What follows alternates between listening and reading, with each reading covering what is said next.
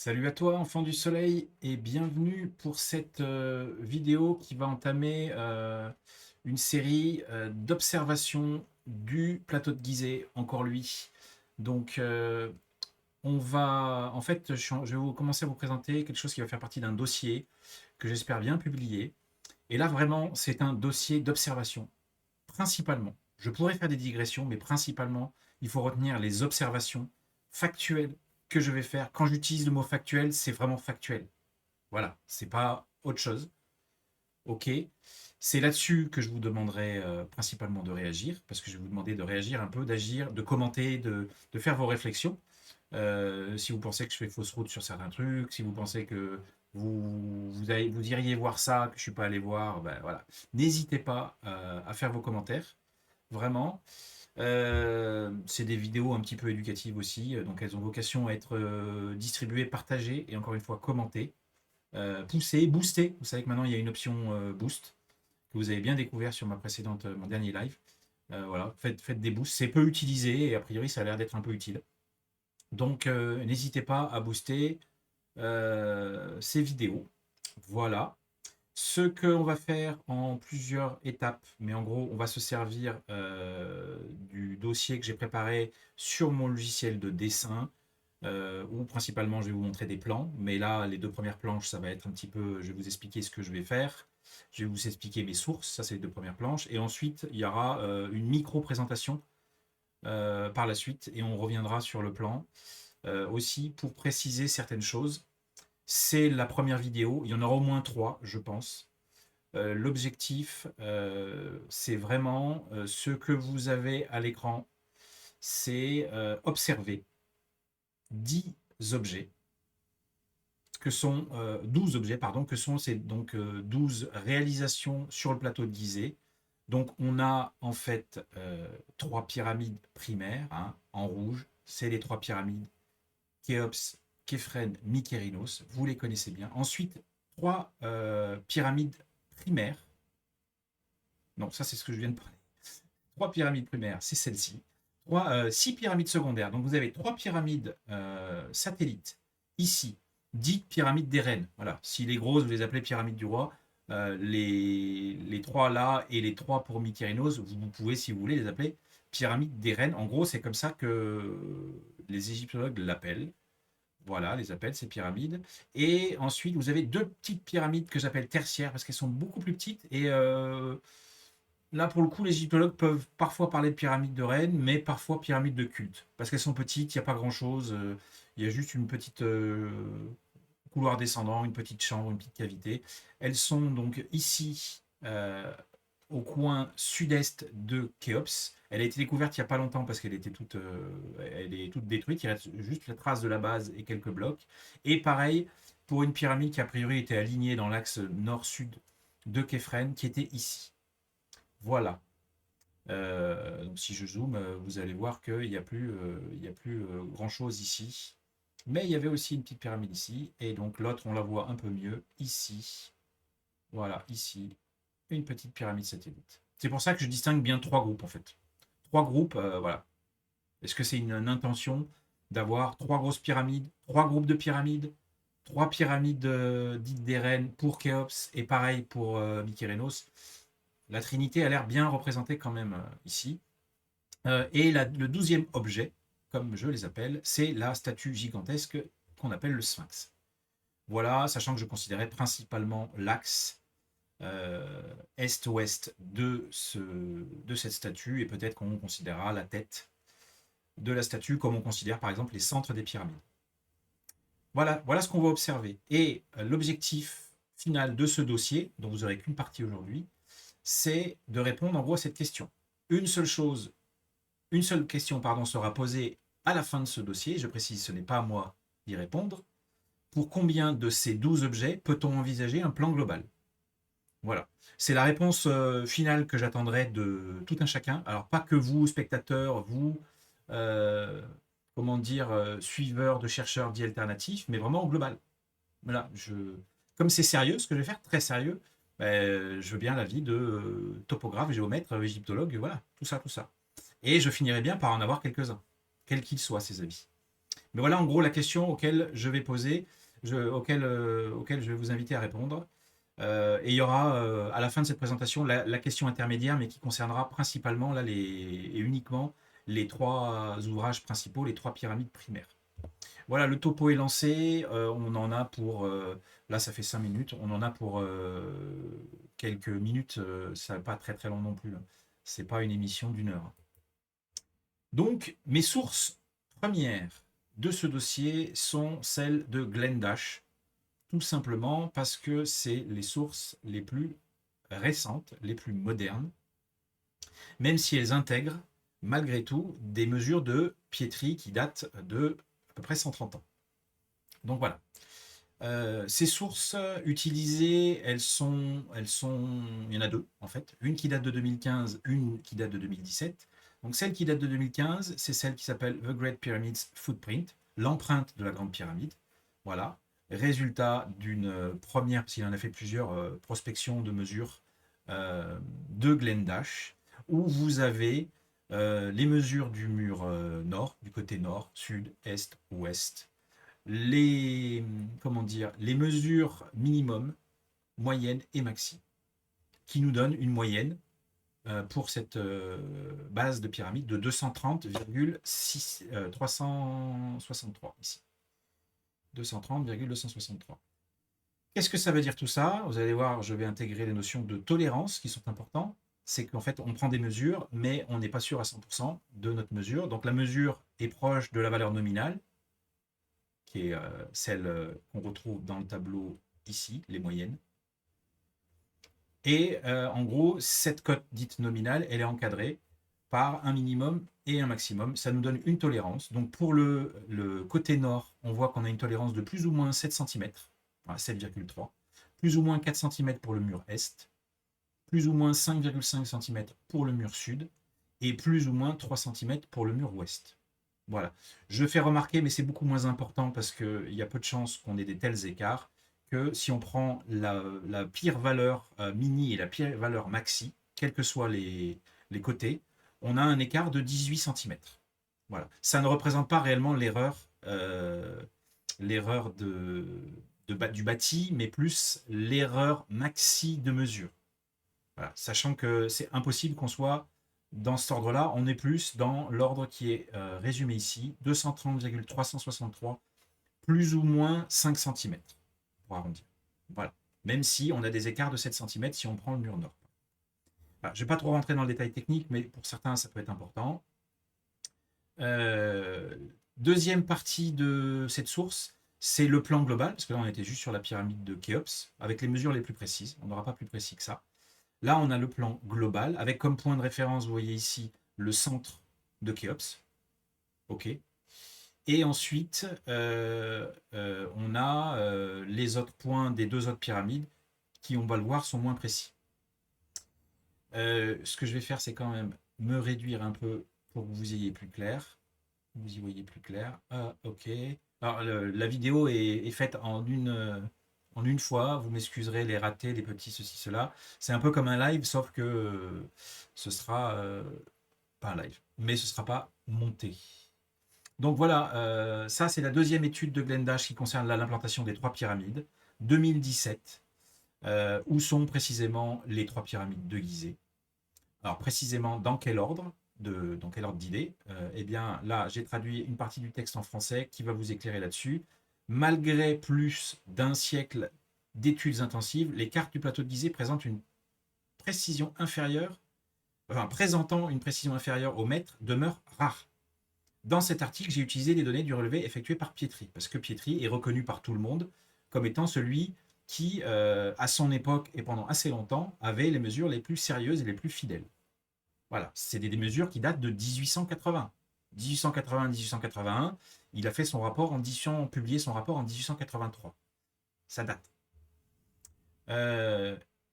Voilà, ainsi que donc c'est une combinaison de Finder-Pietri et de ces mesures à Glenn Dash plus récentes, afin de produire une nouvelle carte de Gizeh. Donc la carte qui peut être jugée aujourd'hui par tout un chacun, égyptologue ou pas, même si les égyptologues, je crois qu'ils globalement ils s'en foutent de la précision, mais égyptologues ou chercheurs divers et variés c'est Glendash qu'on va chercher pour avoir des mesures fiables. Même si les mesures de piétrie, à partir du moment où vous ne cherchez pas à additionner des chiffres, faire des moyennes pour avoir deux ou trois chiffres après la virgule qui veuillent dire quelque chose, à part ça, les mesures de Flinders-Pietri sont déjà très bien.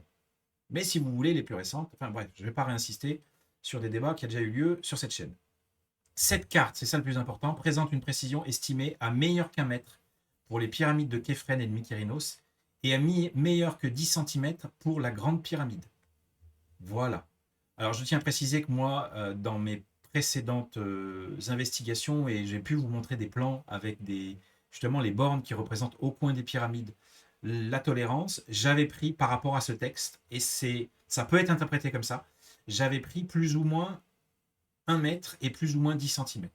Or, en fait, c'était être encore plus royaliste que le roi, plus prudent, ce ne sera pas coupé, que Glendash. Mais au final, il faut retenir, je pense, définitivement, en tout cas, c'est le choix que je fais. Merci à ceux qui m'influencent dans mes choix, mes réflexions et mes corrections. Je pense que comme on prend cette moyenne à plus ou moins 5 centimètres, eh bien, ça veut dire, on rentre parfaitement dans la description, dans le texte, des 10 centimètres ou moins, enfin moins de 10 centimètres. Même si, voilà, moi là, pourquoi j'avais un bémol? Parce que là, sur le mur nord, on a plus ou moins 7 centimètres.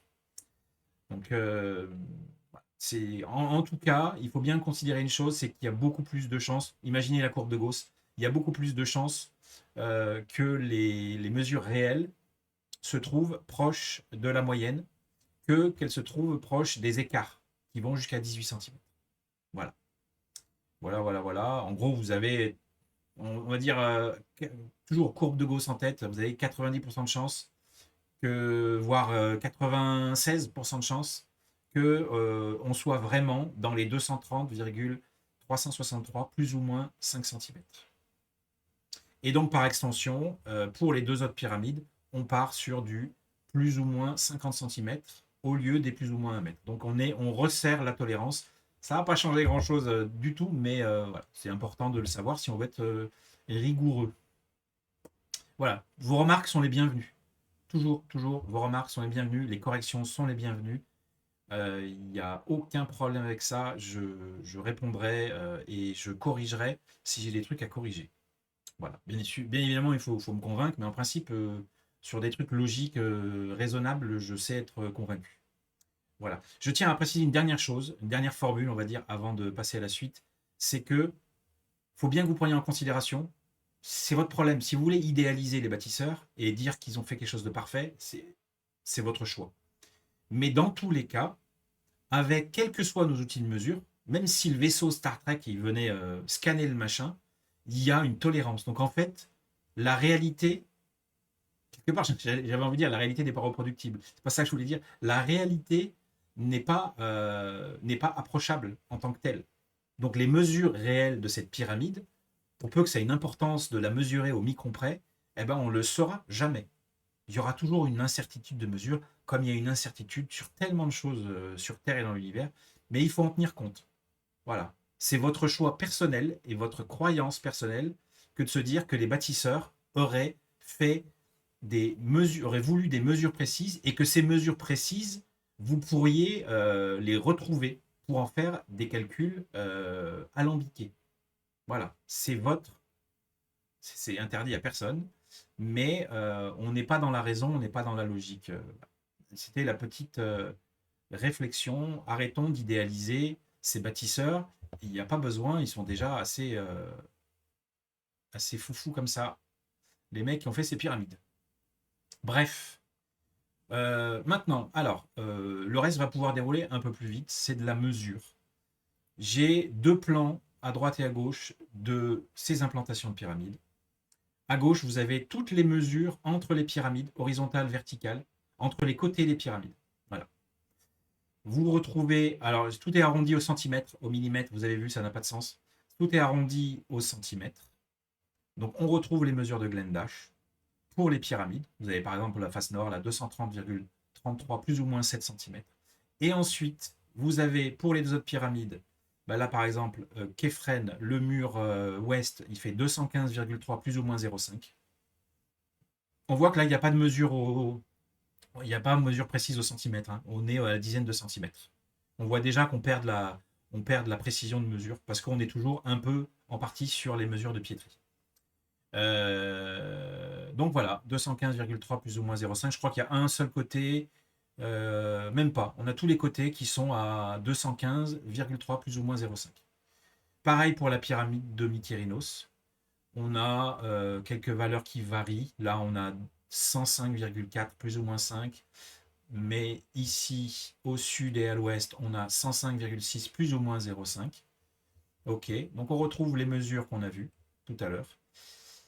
Maintenant, ce qu'il faut considérer, c'est toutes les autres mesures. Les cotes entre les pyramides, la cote d'encombrement, on va dire, c'est-à-dire qui englobe à l'horizontale et à la verticale les distances entre Khéops pardon, et Mykérinos.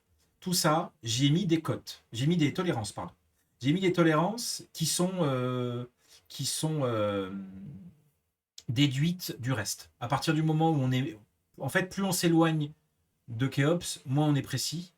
Mais tant qu'on a une cote qui prend en référence un coin ou un centre de Khéops, on n'est pas quand même aussi imprécis que par exemple, voilà, vous voyez là, le pire, c'est du plus ou moins 0,7, donc du plus ou moins 70 cm que j'ai mis entre Khéops, Képhren et Mykérinos. C'est très technique, donc je ne vais pas rester longtemps là-dessus.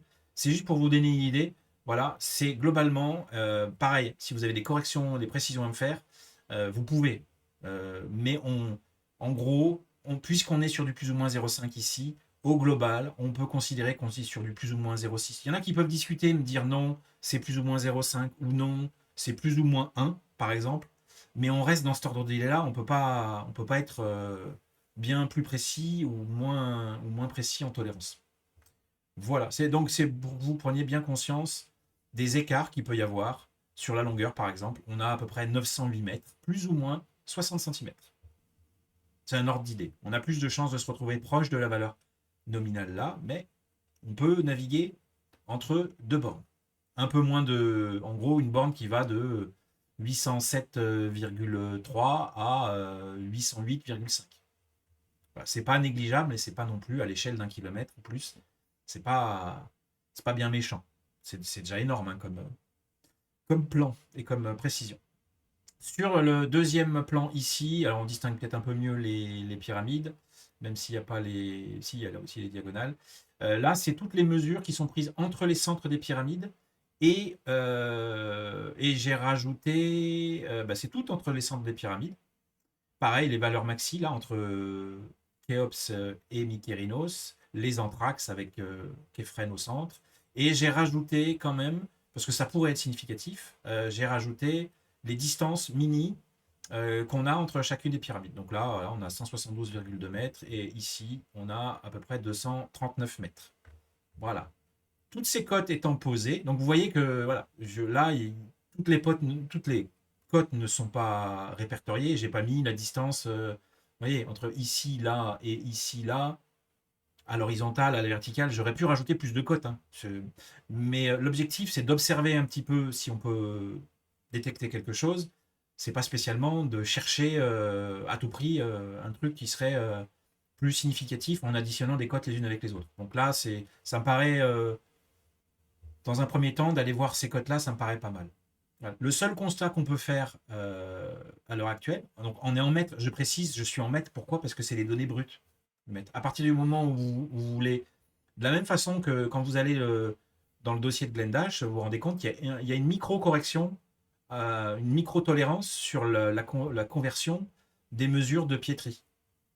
Voilà, des versions inch en mètres, et ben, il y a une tolérance dans la conversion. Pareil, toujours vous mettez de la tolérance de mesure partout, de la tolérance d'erreur, voilà. Vous en mettez partout. Bon, là, c'est très très léger. Mais dans tous les cas, vous serez plus objectif à analyser dans un premier temps les données brutes, c'est-à-dire en mètres de Glendash, que par exemple de vouloir les prendre en coudée. Parce que si vous les prenez en coudée, vous devez faire un choix qui est forcément arbitraire, même s'il peut être justifié. vous posez des petites hypothèses. Donc la coudée liée à Keops, ici, on peut très facilement se rendre compte qu'elle est à 0,5236. Voilà. C'est-à-dire toujours valeur moyenne. 52,36, plus ou moins 3 dixièmes, par exemple. C'est à peu près ça. Mais à l'échelle globale, on ne sait pas. Donc, est-ce qu'on peut se permettre de prendre les mesures là en mètres et de tout diviser par 52,36 pour pour être le plus proche des mesures en coudées voulues? Ben, ça, on ne sait pas. Il vaut mieux voir ça plus tard, une fois qu'on a analysé les choses et qu'éventuellement on a détecté, comme on va le faire, des éléments géométriques remarquables. Je tiens à préciser que si ça vous semble un peu chiant là, ce que je vous présente parce que c'est très technique machin, allez vers la fin, je ferai peut-être du chapitrage parce qu'à la fin il y a du lourd. Voilà. On va revenir sur des choses assez pertinentes que je vous ai déjà montrées, mais il y en a encore en plus et voilà, perdez pas espoir que je sois un peu moins ennuyeux à la fin. Voilà. Mais ouais, j'estime que c'est important de passer par là. C'est vraiment, tout ça, c'est introductif, hein, en fait. Donc voilà, je suis allé chercher tout un tas de cotes. C'est des cotes réelles. On a une tolérance dessus. Maintenant, il va s'agir d'aller voir un petit peu ce que j'ai pu trouver. Donc là, ça va être un peu plus direct. Je vais basculer sur ma présentation. Alors, voilà ma présentation. Donc vous allez me voir un peu de trois quarts profil parce que je change d'écran. Voilà. Donc là, on est sur le plan. Alors je l'ai retourné, hein. Je l'ai retourné pour plus de facilité. Euh, je l'ai retourné à 90 degrés. Donc là, vous avez Mykérinos, vous avez Kefren ici, et vous avez Khéops. Qu'est-ce que j'ai fait dans un premier temps? Je me suis dit, qu'est-ce qui peut être significatif s'il y a une intention globale, hein, on est dans l'observation. Eh bien, c'est l'enveloppe globale de cette pyramide. C'est le même type de truc qu'on peut détecter, par exemple, dans les temples. Dans les temples ou dans les complexes pyramidaux. Par exemple, vous allez voir l'étude de Valogia sur Djedefre, vous allez voir qu'au global, on a une pyramide, plus une pyramide satellite, plus des temples, et bah, le gars avec ses relevés, arrive à voir des triangles 3, 4, 5, des triangles autres, il voit des proportions. Beaucoup, il arrive à tracer ça sur un plan. Donc on va faire pareil, on va faire exactement comme l'égyptologue Valogia, en fait, tout simplement. Donc moi, je suis allé chercher, partant du principe que les dimensions des pyramides, elles ont été voulues intrinsèquement, même si ça peut se discuter.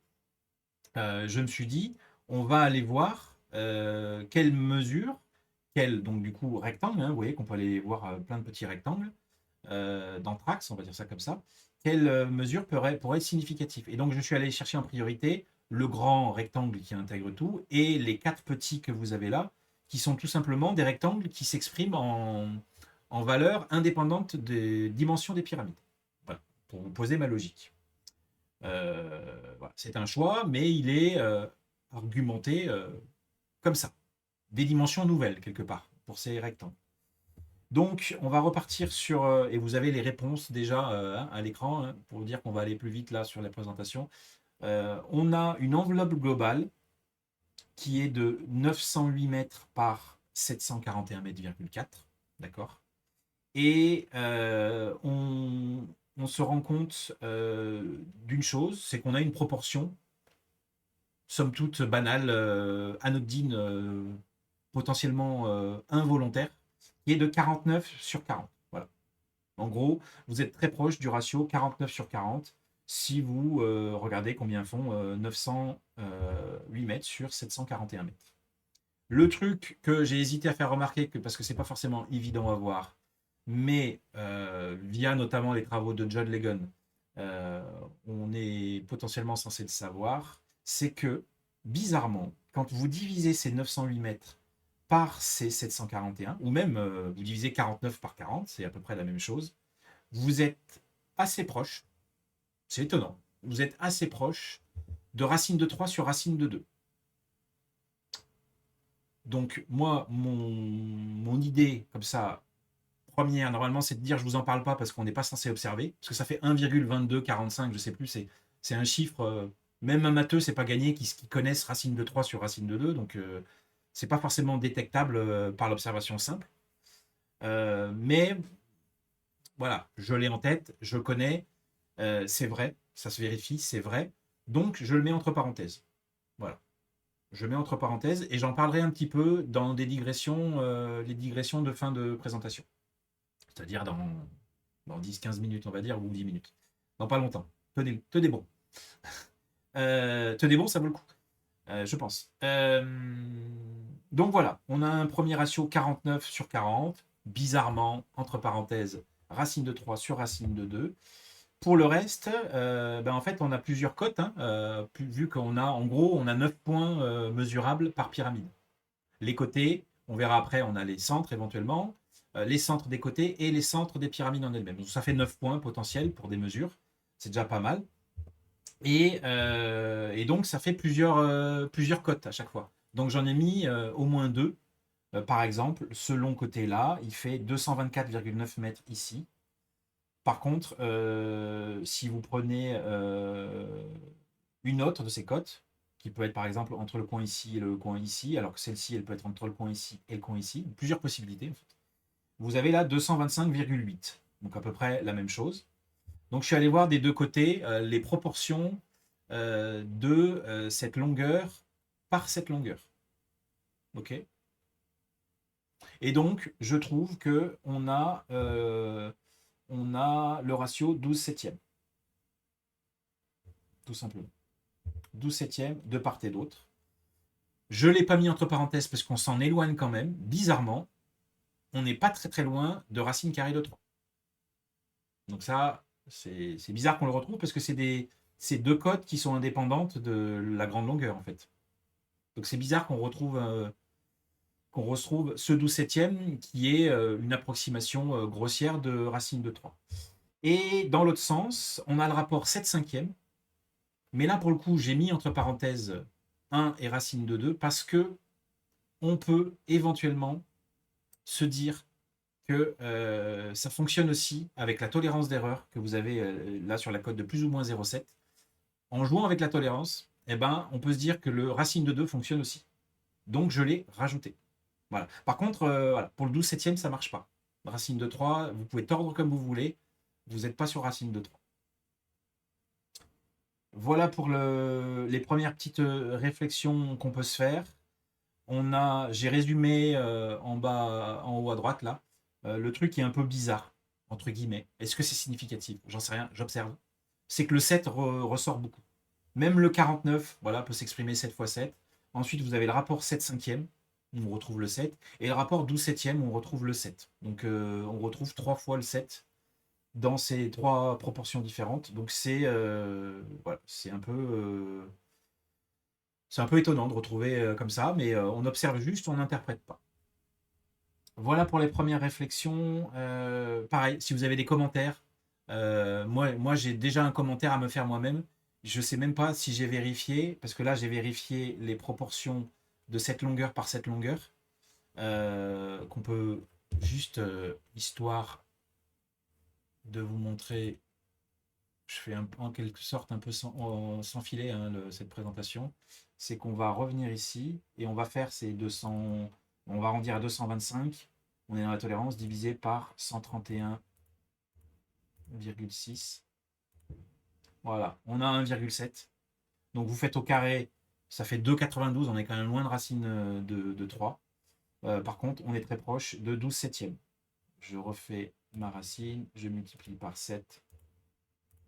Et là, on est à 1,97, on est voilà, potentiellement sur le rapport 12 septième, ou ni l'un ni l'autre. Hein. Encore une fois, là, je ne suis pas en train de vous dire quelles sont les intentions, je suis en train de vous dire, je trouve le 12 septième, je trouve le 7 cinquième, voilà, je trouve beaucoup le 7, mais pour l'instant, j'observe. Ce que j'ai pas fait, c'est pour ça que je voulais prendre ma calculatrice. Tchac. Alors, je vous invite aussi, tiens, là que j'y pense, et que en fait, vous êtes en train de voir cette vidéo en première, c'est que donc vous allez être dans le chat, je suis avec vous dans le chat, et je répète, tout ce qui est dit, échangé dans le chat, n'hésitez pas à le remettre, c'est plus important pour moi et pour n'importe qui revoit la vidéo, d'avoir les commentaires sous la vidéo. Les commentaires du chat, voilà, c'est vu par personne après. D'accord. Donc, chose que j'ai pas faite, c'est d'aller voir la proportion de ce rectangle en lui-même, en fait, je me rends compte. Et je ne sais même pas, est-ce que c'est significatif ou pas. Si on divise 225 ici par, allez, 79,5, qu'est-ce qu'on a comme ratio? Voilà, 2,83. Il faudrait aller voir quel ratio c'est. On va dire c'est un ratio quelconque. Il faudrait le faire pour les autres rectangles au final. Si j'avais fait mieux les choses que ce que je vous ai présenté là, je serais allé voir aussi ces rectangles-là. Par exemple, le 226 divisé par 111. C'est ce qu'on retrouve là en bas. Clac. Voilà. 2,04. C'est pas le rapport 1,5, c'est un rapport quelconque, semble-t-il. Donc, est-ce qu'il y a quelque chose de significatif là-dedans, malgré ce que je vous ai montré avec les 7 là? J'en sais rien. J'en sais rien. Je peux certainement pas conclure, j'observe. Et là, on est dans le 70. On va faire ça pour celui-là, et puis les autres, si ça vous intéresse, je vous laisserai faire. On est 131,6 divisé par 78. Voilà. Là, on est proche de, si je fais x7, on est vaguement proche dans le septième, mais c'est pas gagné hein, qu'on soit en septième. Voilà. Donc tout ça pour dire, est-ce qu'on détecte quelque chose de particulier ici, à part voir ce 7 qui ressort, mais encore, c'est pas forcément systématique si on voit les proportions de ces rectangles. Non. Non, non, a priori, il y a rien de significatif. Le truc le plus étrange, bah, je l'ai mis entre parenthèses, c'est la racine de 3 sur racine de 2. Mais ça, on digressera à la fin de la présentation. Donc voilà, pour l'instant, rien de transcendant qui pourrait nous mettre la puce à l'oreille quant à une implantation globale de ces 3 pyramides. Voilà, donc ça vous vous rappelez, c'est les deuxièmes séries de côtes, pour cette fois-ci aller voir les côtes obliques, on va dire. Enfin, en tout cas, les côtes, non, les côtes entre les centres des pyramides. Donc on a ce gros rectangle là, voilà, qui est en gros le rectangle qui relie le centre de Mykérinos au centre de Khéops. Il fait 740 mètres à peu près par 573,5 mètres, plus ou moins 0,6. Qu'est-ce que je constate? Je constate le rapport 9 septièmes. Bon, encore le 7. Hasard ou pas hasard, enfin rien, j'observe, le 7. 9 septièmes. On est vraiment très très proche du 9 septième. Voilà. Je sais que ce 9 septième, on peut l'exprimer de mémoire, on peut l'exprimer 13 dixièmes, on est très proche du 13 dixième. Voilà. Qu'est-ce qui est intentionnel? On ne fait qu'observer, on ne peut pas déduire quoi que ce soit. Ensuite, on a les deux grandes distances entre les trois centres. On a 454 mètres et 487. La petite digression, vous voyez là, en fait, vous avez ici 454,01 mètres et vous avez ici, ici 486,99. C'est quand même tentant de se dire c'est 454 mètres et 487 mètres en entier, nombre entier. Bon, là, n'oubliez pas qu'on est plus ou moins 0,7. Donc en fait, c'est pas parce que la valeur nominale elle est proche d'une valeur entière en mètres que vous allez en détruire le mètre. Hein. Ça, j'aimerais bien que tout le monde se le mette dans la tête. Parce que ça, c'est que des élucubrations. Attention, c'est pas suffisant en soi pour faire des conclusions métriques, par exemple.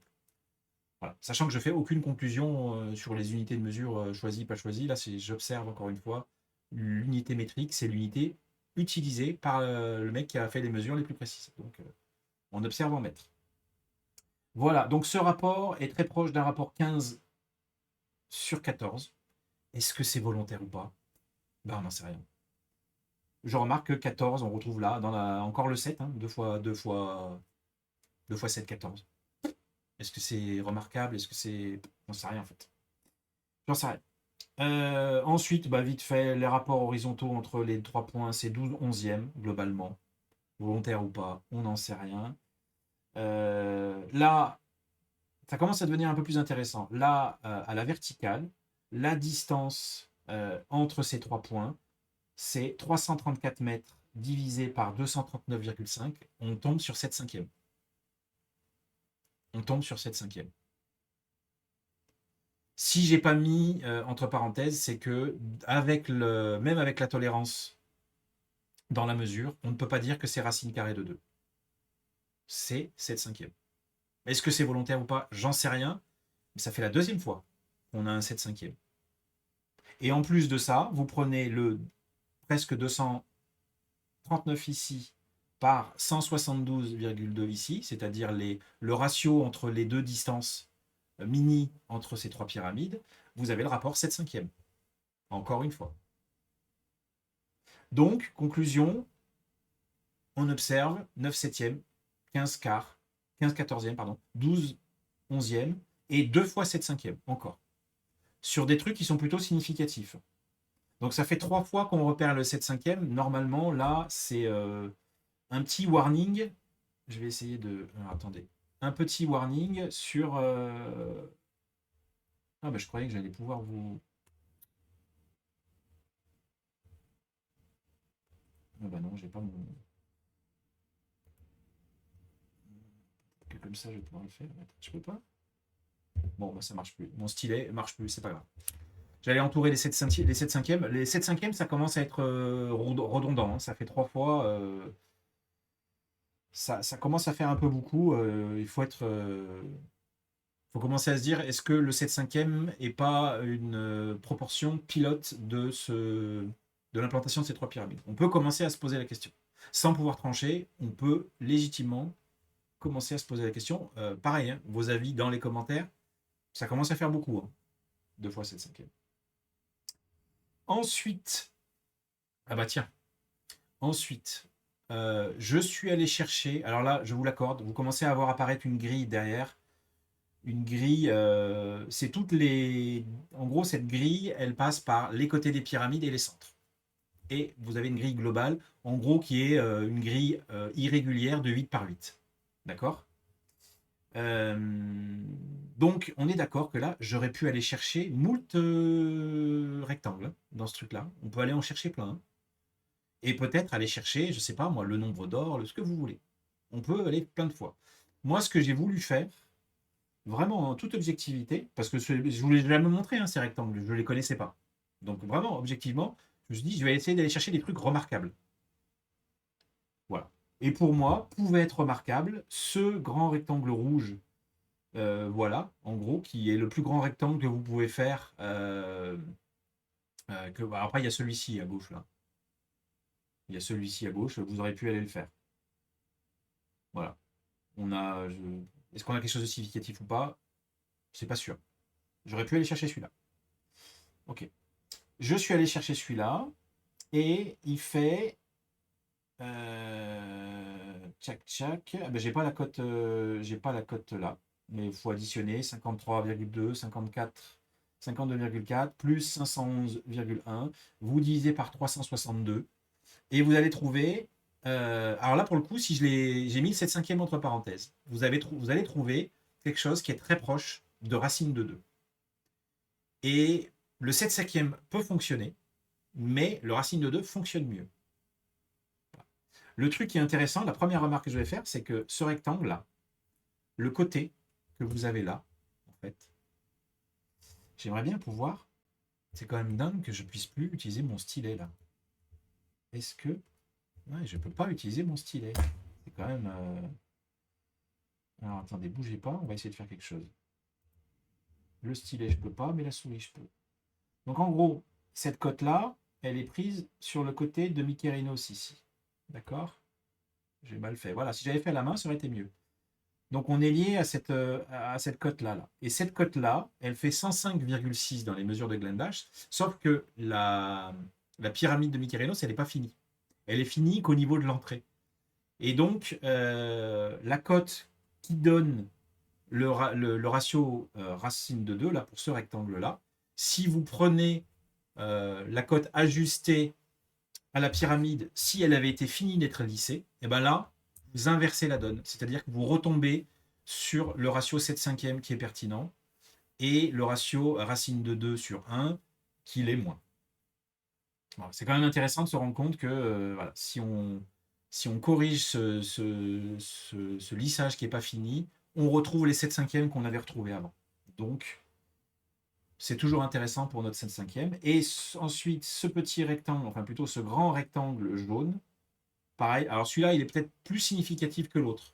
Parce qu'il y en a qu'un qui peut faire. Voilà, il y en a qu'un qu'on peut aller trouver comme ça. Ça reste des grands rectangles que je suis allé chercher. Je suis pas allé chercher tous les rectangles qu'on pouvait faire. Euh, Ce rectangle qui donc là fait petit côté 511 et grand côté, eh ben, on est sur du 572,39. Eh bien, on trouve encore le ratio 7 cinquièmes. Mais cette fois-ci, vraiment le ratio 7 cinquièmes, plus que racine de 2. Par contre, le ratio racine de 2, il est quand même significatif. Le racine de 2 peut être significatif avec la marge d'erreur. Sauf si on corrige le lissage de la pyramide. Alors là, il sort le racine de 2. Voilà. Tout ça pour dire que, de deux manières différentes encore, on peut trouver des rectangles significatifs aux proportions 7 cinquièmes. Ça commence à en faire 5. Ça fait 5 ratios 7 cinquièmes qui sont dans des zones pas anodines, qui peuvent vraiment, vraiment, vraiment nous laisser à penser que ce ratio a été utilisé pour ordonner ces trois pyramides les unes avec les autres. Voilà pour ce qui est des ratios qu'on pouvait constater. Maintenant, on va passer sur les trucs encore plus pertinents, je trouve, et plus intéressants pour quelqu'un vraiment qui voudrait se pencher sur ce plan et qui voudrait se dire comment ça a pu être ordonné. Normalement, pour les plus attentifs, je sais que c'est pas facile, hein, plein de cotes. Quand vous regardez, alors j'aimerais bien retrouver mon truc. Voilà. Quand vous regardez là, la cote de 572,39 ici, et que vous remontez ici, voilà, ici, vous remarquez cette cote. Je ne trouve pas mon truc. Hein. En fait, c'est un tout petit point, et je ne le vois pas.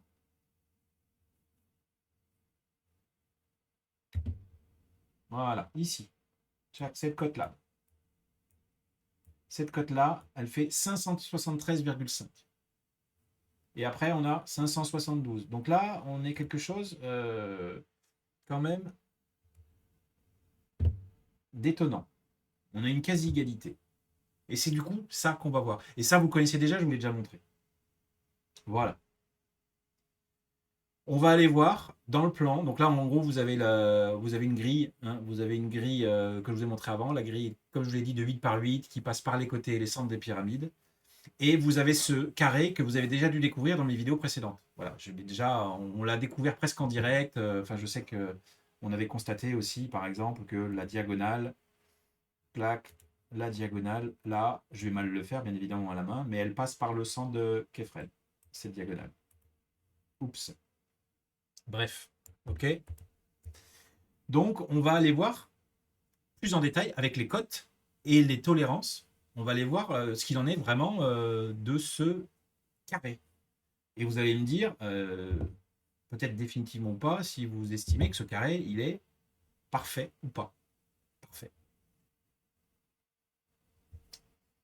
Ensuite, je tiens à remercier l'IA qui fonctionne très bien quand on sait s'en servir et quand on s'en sert comme aide de camp et pas comme faillot qui va dire ce qui nous intéresse. Eh bien, j'ai donné à manger à l'IA la grille là, pour être en toute honnêteté, c'est pas moi qui l'ai trouvé ce rectangle, c'est moi avec mon assistant IA. C'est pas pareil. J'ai donné cette grille à manger à l'IA. Alors, je ne vous cache pas que je crois que c'est Gemini qui a trouvé, ChatGPT n'a pas trouvé. Des fois, ChatGPT est meilleur que Gemini sur certains trucs, des fois c'est l'inverse. Bref, je fais pas de pub. Hein. Mais il m'a trouvé ce carré. Il m'a trouvé ce carré en jaune. Alors, je ne sais pas si vous avez remarqué, il est encore lié à Kefren, comme celui d'avant. Là, vous avez un carré qui intègre dans une de ces diagonales eh ben, le centre de Kefren. Là, celui-là, il intègre carrément Kefren. Voilà. Je vais essayer de... Non, je ne peux pas zoomer. On va aller voir maintenant dans le plan. Retour au plan, c'est ce qui a marqué. On va retourner au plan. Alors, retournons au plan. Hop. Voilà. Tchac. Donc, on retourne sur mon plan et on va sur la dernière feuille. Là, on a bientôt fini la présentation. Ça fait quand même 45 minutes. Hein. Je vous avais dit que ça ne ferait pas une heure. Et... Bref. Voilà. Voilà le premier carré que vous avez vu tout à l'heure. Donc, on est entre le milieu de la face sud de Khéops ici et le nord milieu de la face de Mykérinos ici. Remettez les mots de mes phrases dans l'ordre. Et on se trouve avec un carré. Alors là, j'ai mis plein de codes différentes. Parce qu'en fait, vous pouvez aller chercher plein de codes différentes, hein. Vous pouvez aller chercher les codes de la grille que je vous ai dessiné. Vous pouvez aller chercher les codes en prenant le coin ici ou alors le coin ici. Vous pouvez avoir plein de codes différentes. Donc, je suis allé en chercher une pour chaque côté et j'en ai même rajouté une ici. Pourquoi? Parce que je vous ai dit, la pyramide de Mykérinos, c'est une pyramide pas finie. Donc, elle est ici. Si on prend ce point ici, c'est-à-dire l'entrée, là vous êtes sur le lissage. Cette pyramide est lissée ici et juste ici. Si vous prenez ici, vous avez une cote. Et si vous prenez, donc la cote, voilà, c'est celle du bas là. Et sinon, vous avez la cote du coin ici, qui est légèrement plus haut. D'accord? Donc j'ai pris en considération les deux. Et qu'est-ce que j'ai remarqué? Ben, regardez, la côte nord fait 573,3, la côte est 572,6. Ok, donc on est dans la tolérance de plus ou moins 0,6. Là, vous avez 573,5 au sud. Et là, vous avez au choix 572,3 ou 572,65. Qu'est-ce qu'on remarque si on prend la cote? Ce qui paraît logique, hein, parce que vraiment, c'est un carré qui tient compte du milieu là de la face de Khéops et le milieu de la face là de Mykérinos. Donc ça paraît logique qu'on prenne le vrai milieu là où la pyramide est finie. Eh bien, on voit que ça va plus dans le sens d'un carré parfait que l'autre cote.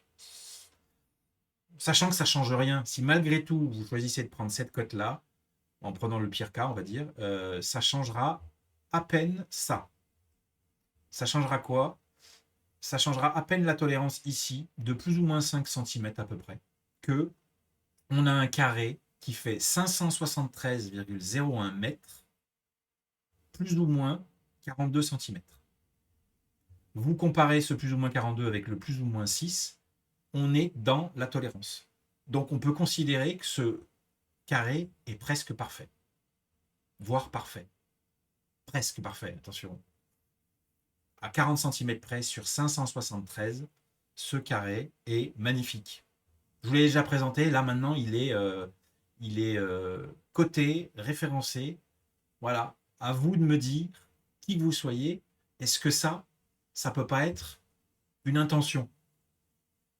D'accord? On va passer au suivant.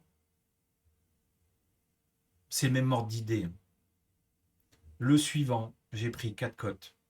Encore une fois, on peut en prendre d'autres, on fait une moyenne, on va varier un peu la tolérance. Mais là, ce fameux rectangle, carré,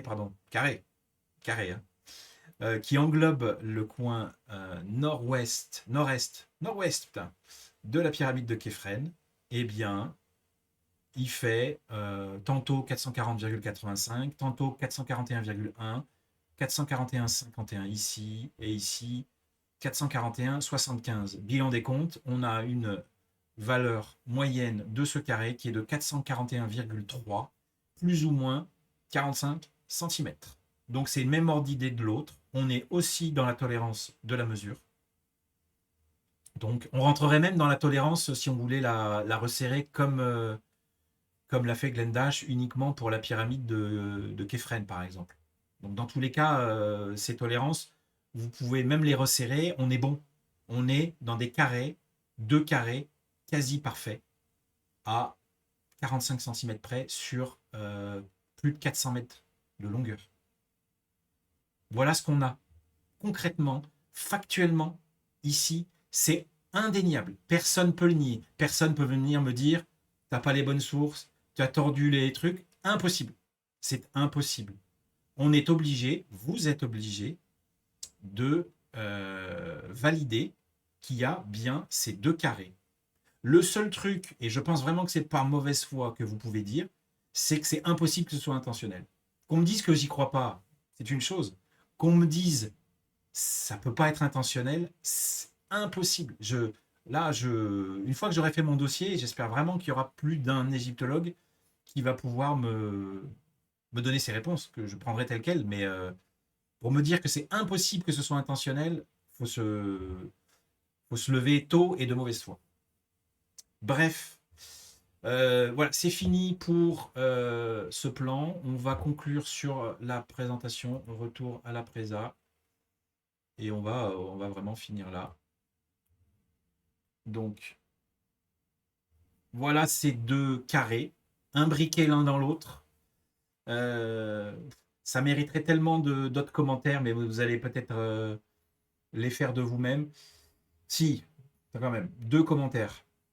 Le premier, c'est à l'écran, c'est que vous avez le rapport 13 dixièmes entre les deux carrés. C'est vraiment très, très, très précis. Vous avez vu là, à quel point ces carrés sont quasiment parfaits. Donc, ce rapport de 13 dixièmes est quasiment parfait. On l'a entreaperçu tout à l'heure, le 13 dixième. Voilà. Est-ce que, encore une fois, ce 13 dixième est pilote dans ce schéma global des trois pyramides? Je pense que oui. Vraiment, là, je pense que oui. Sachant qu'en plus, vous avez un rapport, je ne l'ai pas remis, j'aurais pu, hein. C'est que si vous prenez le côté, cette fois-ci, du carré par rapport au côté ici de la pyramide de Képhren, vous avez le rapport 8 tiers. Voilà, vous avez le rapport 8 tiers. Et si vous faites Mumuse, vous allez voir d'autres trucs, vous allez voir des rapports qui vont vous faire plaisir. Pour certains, pour les chercheurs qui aiment bien, il y a des trucs qui font plaisir, entre guillemets. Ça, c'était ma première remarque. La deuxième remarque que je tiens à faire quand même, elle n'est pas négligeable, je trouve. Après, vous me direz ce que vous en pensez. C'est que, je ne sais pas vous, mais je pense que quelqu'un qui s'y connaît un petit peu en égyptologie, voire même un égyptologue, va me dire que ça là, je vais vous le dessiner exactement dans les proportions dans lesquelles on retrouve en Ancien Empire, donc à l'époque où on a fait ces pyramides. Vraiment pour être honnête, hein, mais on peut trouver des variantes, hein. En gros, vous avez un truc comme ça. Check. Voilà. Parfois, c'est même plus allongé que ça, hein. C'est pas carré, hein. Quand c'est représenté en hiéroglyphe, c'est pas carré. Moi, ça me fait penser à ce hiéroglyphe, très franchement. Sachant que le hiéroglyphe un peu plus carré, comme vous avez là de dessiner devant vous, vous le retrouvez dans ce que souvent vous avez un pharaon qui est assis dessus. Il est assis sur son trône et son trône c'est un carré dans un carré comme ça. Je trouve quand même que si on imagine en toute honnêteté que ça puisse être intentionnel, le fait d'avoir un hiéroglyphe, peut-être un hiéroglyphe géant d'induit, je trouve ça quand même assez beau, vraiment. D'autant plus que qu'est-ce que veut dire ce hiéroglyphe? Ça veut dire, c'est un peu un générique, après ça va dépendre du contexte, il faut voir avec quoi il est accompagné comme hiéroglyphe, mais en gros ça veut dire demeure. C'est demeure, temple, château. Voilà ce que vous pouvez dire avec maison. Voilà ce que vous pouvez dire avec ça. Temple, maison, château. La maison des dieux, j'en sais rien. En tout cas, je trouve que la remarque n'est pas inintéressante et non pas à vos stylos, mais à votre clavier pour commenter tout ça, je pense que ça mérite d'être commenté euh, un minimum. Ensuite, voilà, ça c'est la digression. Maintenant, on part dans la digression. J'ai hésité à la faire, cette digression, mais franchement, je pense qu'elle est intéressante et ça va me permettre de faire une transition. Pourquoi ça va me permettre de faire une transition? Notamment parce que normalement, ça devrait être la semaine prochaine, on va voir. Je vais recevoir, toujours sur ce sujet d'implantation, Mister 137. Voilà, donc je vous invite à aller voir la dernière vidéo, les vidéos condensées en short, à vous faire une idée, parce qu'il présente, il déroule tout un tas d'observations sur le plateau de Gizeh. Voilà, moi-même, je ne suis pas encore rentré à 100% dans le détail. Je vais le faire pour préparer l'émission. Mais en gros, vous allez voir pourquoi ça fait un peu c'est un peu la transition vers ces travaux que je fais là, vers ces remarques. Pourquoi? Parce que moi, quand je reviens sur les deux grosses cotes d'encombrement de ce plateau de Gizeh, de ces pyramides, que sont 908 mètres d'un côté et 741,4 mètres de l'autre, je vous ai déjà dit, j'hésitais à le mettre, mais voilà, on est quand même sur une expression euh, de l'un par l'autre, de racine de 3 sur racine de 2. Et plutôt que de m'imaginer, comme le peuvent le faire certains, mais chacun va vers la voie qu'il veut, hein, il n'y a pas de souci avec ça. plutôt que de me dire qu'il connaissait les racines, en tant que tel, hein, en tant que racines comme nous, irrationnelles, non, avec des nombres irrationnels, tout comme certains pensent qu'ils connaissaient peut-être 1, 618, 0, 34 machin, ou 3, 14, 16, etc. etc. Moi, pour l'instant, c'est pas mon cas. Je veux bien tendre vers ça, mais c'est pas mon cas parce que pour l'instant, pour moi, tout ça peut s'exprimer en ratio, encore une fois. Tout ça peut s'exprimer en ratio. Pour ce qui est de la racine carrée de 3 et la racine carrée de 2, ben voilà moi à quoi ça me fait penser. Ça me fait penser au petit cube là que je vous ai dessiné très mal à droite. Je vous ai dessiné un cube pour vous essayer de vous faire comprendre quelque part que oui, peut-être que c'est voulu d'avoir quelque chose qui pour nous est racine de 3 et racine de 2, mais est-ce que pour eux, ils n'ont pas voulu signifier le, la diagonale d'un carré et la diagonale d'un cube? Parce qu'en fait, racine carrée de 2, c'est la diagonale d'un cube de 1 de côté, d'un carré de 1 de côté, et racine carrée de 3, c'est la diagonale du cube en lui-même. Donc, est-ce que c'est pas plutôt ça que ça pourrait signifier? Et là où vraiment je vais faire la transition avec le travail de 1737, c'est que maintenant, normalement c'est slide suivant, ah bah non, bah, si, je vous ai dévoilé le truc en fait. Je vous ai dévoilé le truc, c'est pas grave. Normalement, il devait y avoir une slide intermédiaire. En fait, si on considère que 741 peut avoir un lien avec le racine carrée de 2, eh ben on va le diviser par racine carrée de 2. Qu'est-ce que ça fait 741,43 divisé par racine carrée de 2? On va le faire ensemble. On va le faire ensemble. Voilà. Faisons-le ensemble. 741,43 divisé par 2 racines égale 524,27. 524,3. 524,3. Ben, ça ne vous parle pas, ça? Vous faites pareil avec 908. On prend 908. Pas besoin de prendre avec les virgules. On prend 908. 908 divisé par 3 racines égale 524,2. Voilà. On a l'expression de ce que j'ai mis après le slide. On a éventuellement une référence, on va dire. Je suis dans des conjectures, là on est d'accord, hein, on est à la fin de la vidéo. Ça pourrait nous faire penser à un carré de 1000 coudées de côté, tout simplement. Voilà.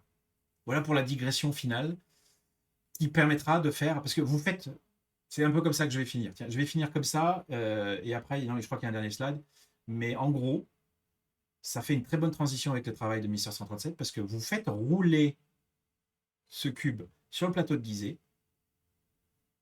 et vous allez voir apparaître d'autres éléments.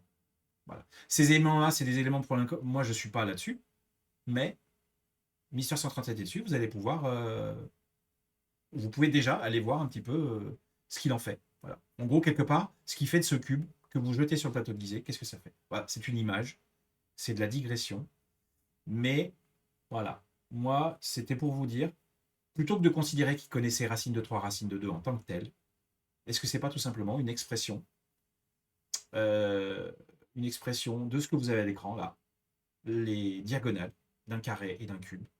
Et par extension, est-ce qu'ils n'ont pas voulu nous signifier qu'ils ont fait muse avec un cube de 1000 coudées royales? Voilà, à suivre. Ça, c'était la partie vraiment purement pour chercheur qui veut aller au-delà. Parce qu'un égyptologue, je ne sais pas si l'égyptologue, je ne lui demande pas du tout de me répondre là-dessus, en fait. Pas du tout.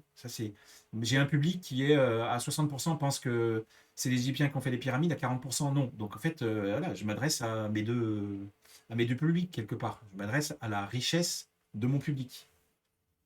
Le truc à retenir principal, pour les égyptologues y compris, et à retenir, enfin pas à retenir, à commenter, vraiment à commenter, à dire c'est quoi ça? C'est ce double carré imbriqué. Parce que là, vraiment, on peut être dans l'intention. Vraiment, vraiment, on peut être dans l'intention. Donc voilà, Je crois que j'en ai fini. Ouais, j'en ai fini. Donc, question intermédiaire, du coup, je vais la mettre dans le sondage.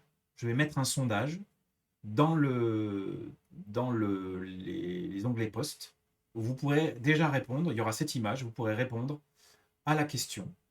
Peut-on envisager un plan global pour les 3 pyramides principales du plateau de Gizeh, avec ce que je vous ai déjà montré, c'est-à-dire ce que vous avez à l'écran là. Simplement, ce quadrillage et ces 2 carrés rouges et jaunes imbriqués, qui sont factuellement observables. Est-ce que vous ne pensez pas que c'est un plan d'implantation globale? Je vous invite à documenter et à argumenter votre réponse. Si vous me dites simplement non, non, ça n'a pas de sens, non, c'est pas dans les sources, ça n'a pas de sens de faire ça. Vraiment, essayez d'argumenter.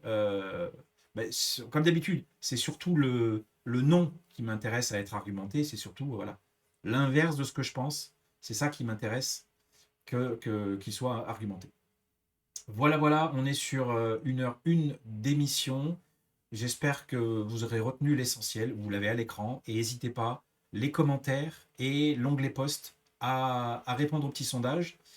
Je reviendrai vers vous pour la suite de cette observation, parce que c'est pas fini. Il y a d'autres choses à observer. Et pour l'instant, on n'a fait que 3 objets, il y en a 12. Voilà. Je vous remercie pour votre attention. Au revoir. À bientôt.